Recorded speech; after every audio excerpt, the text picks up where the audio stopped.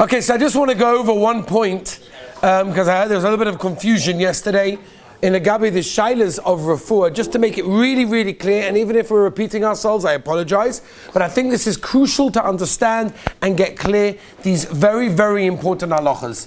The olim were asking, after share, what if I have a pill that's already crushed? Is that allowed to be taken on Shabbos? Because there's no gzeira, I'm not going to crush, right? Because it's already crushed. So we already learned over here, and I just want to reiterate that point, because we have to make this clear. The gzeira that Chazal made on refuah, on healing, was not necessarily a gzeira that we are worried that you yourself, of course it is a gzeira all-encompassing, right, that a person will come to shchikas hamamonim, will come to crush things, toichin, whatever we discussed at the beginning. But that means, Mochala, that even in a situation where that's not going to happen, the gzeira is still there. Okay, Zev, you with me? Very, very important. And this, by the way, applies to every gzeira. We're never going to say, right, botla tam, botla gzeira, which means that just because of the reason that we know, and that's important to understand, that we know, for the gzeira, that doesn't apply anymore, means the gzeira is not chal. Right? I'll just give you a small example, but I'm not going into this halacha lemaisa. Okay?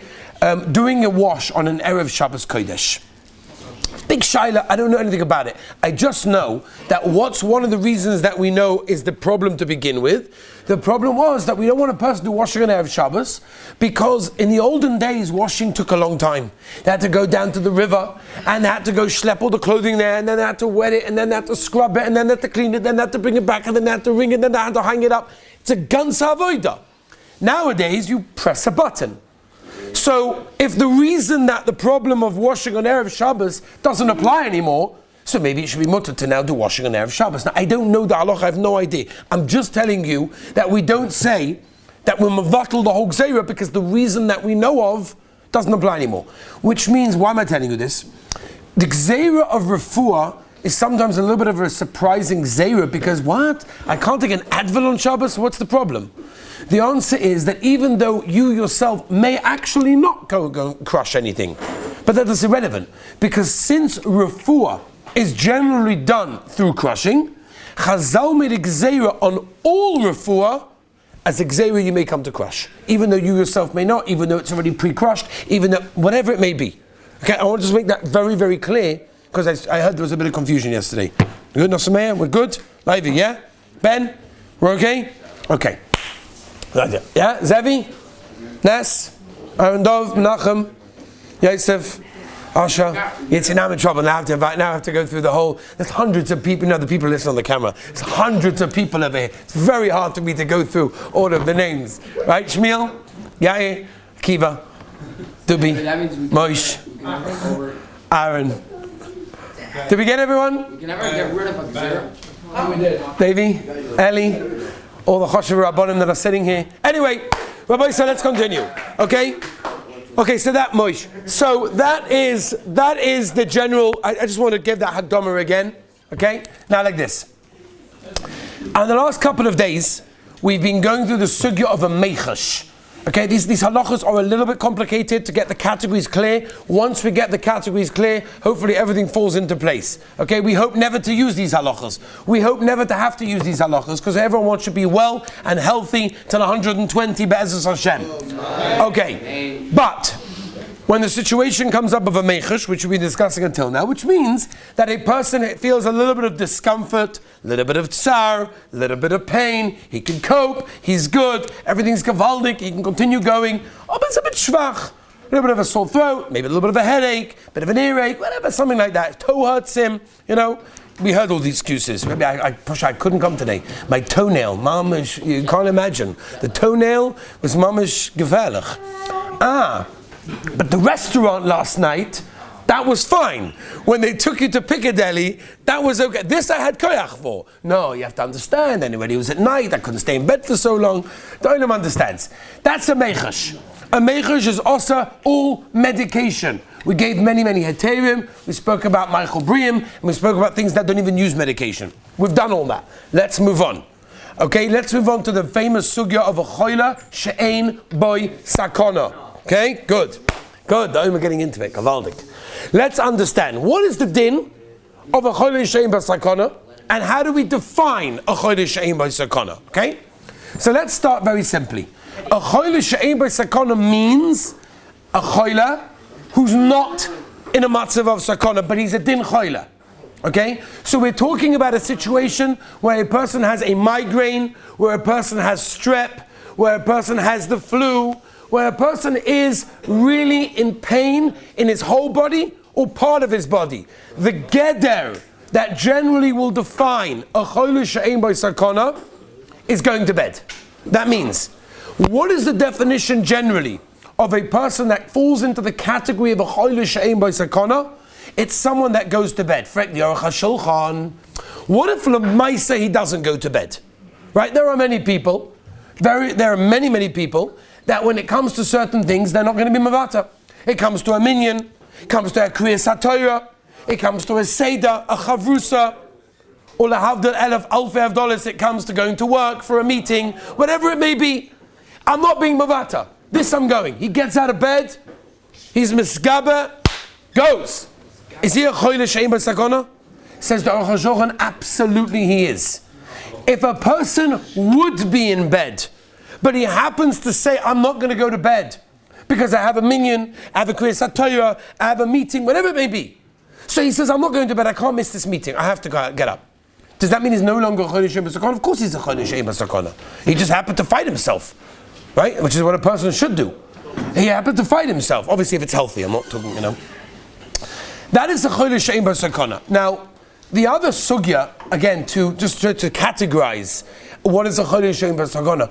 What if going to bed won't help you?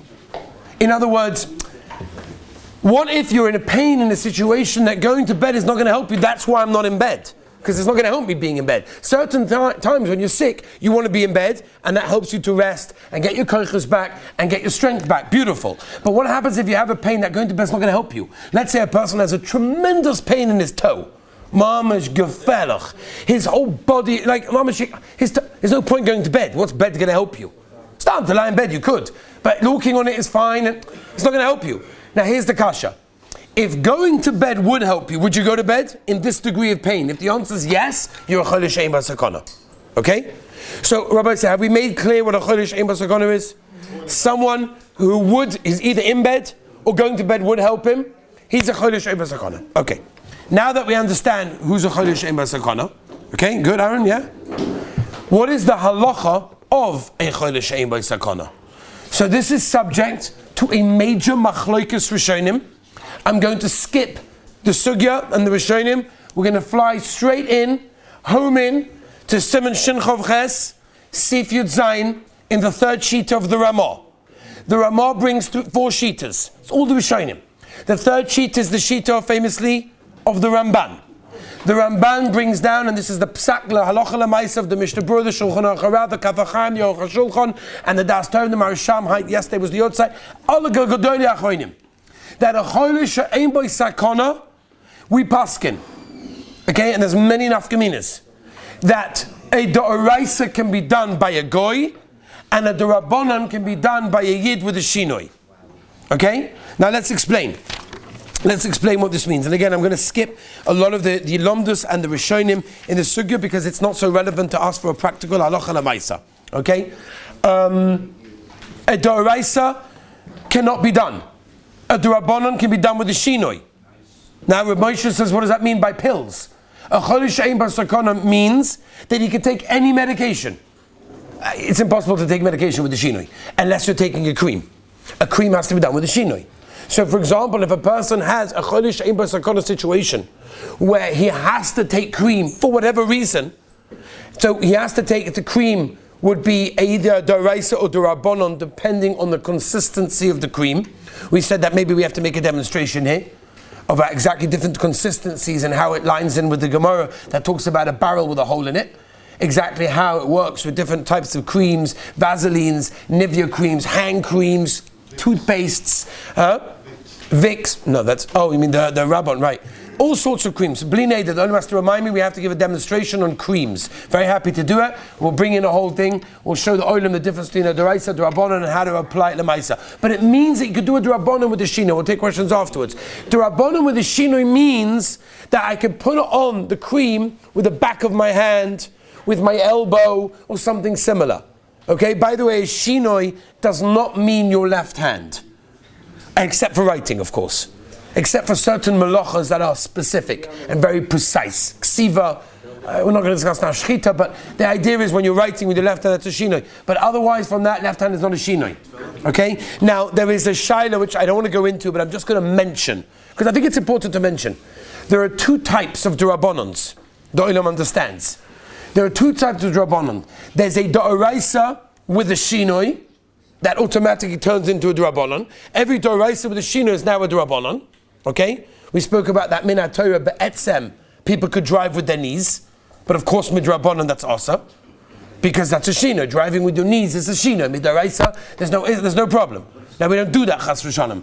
But a daraisa with the shinoi and a malacha she'ein tzricha legufa. I hope I'm not going too much into depth over here. A malacha she'ein tzricha legufa means I'm doing the malacha, but not like it was done in the Mishkan. Those are what we call muchomer durabonon. They're both durabonons, but they're muchomer durabonons. A daraisa with a shino is a muchomer durabonon. It's a durabonon, but it comes because it comes from a daraisa. Now, let me give you an example. Someone is sick. You need medication. What do? So there are two things you could do. You could do a durabonon with a shinoi, a yid.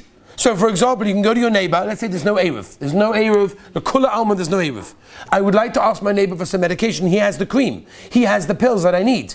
But I'm not allowed to carry from his house to my house because there's no eruv.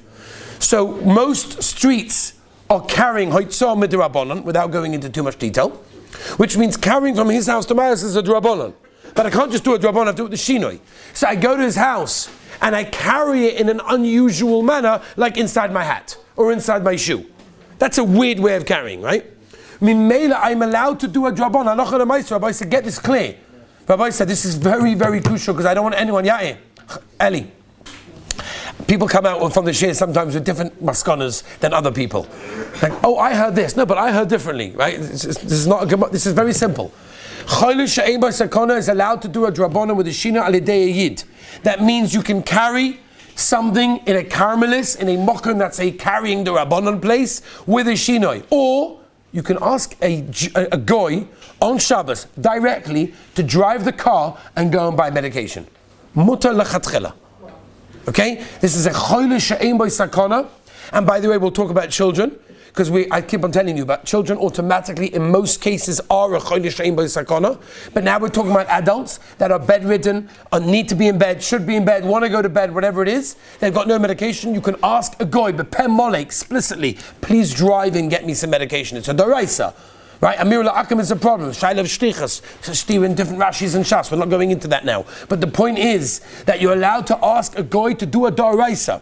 A yid can do a durabonon, not a shinoi on a daraisa, but do a durabonon.